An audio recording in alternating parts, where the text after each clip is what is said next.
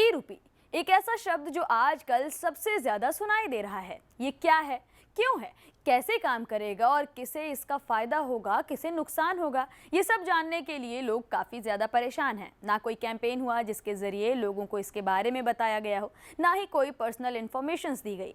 लेकिन अब कई लोग इसका इस्तेमाल करना शुरू कर चुके हैं, लिहाजा इसके बारे में जानना भी जरूरी है। नमस्कार, मैं हूं किरण, आप देखना शुरू कर चुके हैं न्यूज ट्रैक। ई रूपी का प्रधानमंत्री नरेंद्र मोदी ने कैशलेस और कॉन्टैक्टलेस भुगतान के लिए एक नए टूल की तरह देश के सामने पेश किया। ई रूपी एक बार का contactless cashless voucher based payment का तरीका है। इससे आप अपनी डेली लाइफ में यूज होने वाले सामान से लेकर साल में एक बार इस्तेमाल होने वाले सामान तक को आराम से खरीद सकते हैं। इसके जरिए आपके फोन में 1 से लेकर 2000 रुपए तक के हर तरह के नोट और सिक्के होंगे। ये पैसे आप किसी को भी भेज सकते हैं। इसके लिए आपको किसी बैंक अकाउंट या फिर स्मार्टफोन या फिर पेमेंट ऐप की भी जरूरत नहीं पड़ेगी।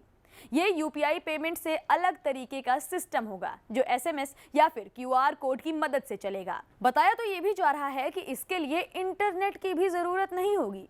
ई रूपी का फुल फॉर्म इलेक्ट्रॉनिक रूपी है।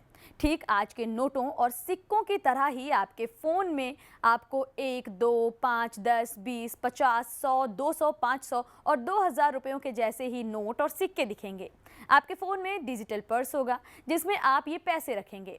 आपको जब भी इन्हें इस्तेमाल करना होगा, आप एसएमएस या फिर क्यूआर कोड की मदद से इसे आसानी से किसी को भी ट्रांसफ़र कर पाएंगे। जिस तरह कागजी नोट और सिक्के लीगल टेंडर में हैं, ठीक वैसे ही डिजिटल रुपए भी लीगल टेंडर होंगे।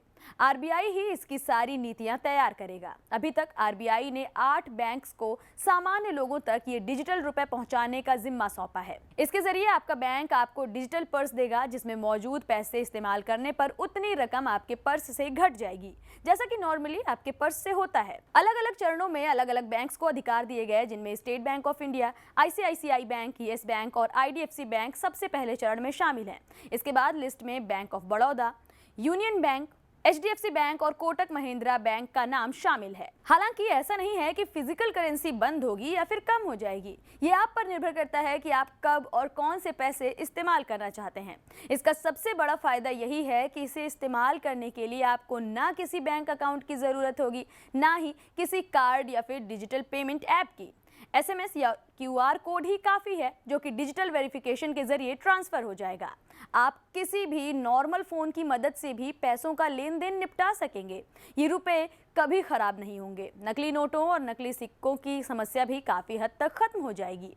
आपको किसी से भी bank account details, Aadhaar details, ATM card details share नहीं करनी पड़ेगी। और तो और आपके ट्रांजैक्शन की खबर किसी भी तीसरे आदमी को नहीं होगी, जैसा आमतौर पर होता है कि आपने किसे कब कितने पैसे दिए ये सिर्फ आपको पता होता है या फिर सामने वाले को। हम उम्मीद करते हैं ये जानकारी आपके काम आएगी। और आपको ये जानकारी कैसी लगी हमें कमेंट सेक्शन में ज़रूर बताएं। ऐसी तमाम जानकारियों के लिए बने रहें न्यूज़ ट्रैक के साथ।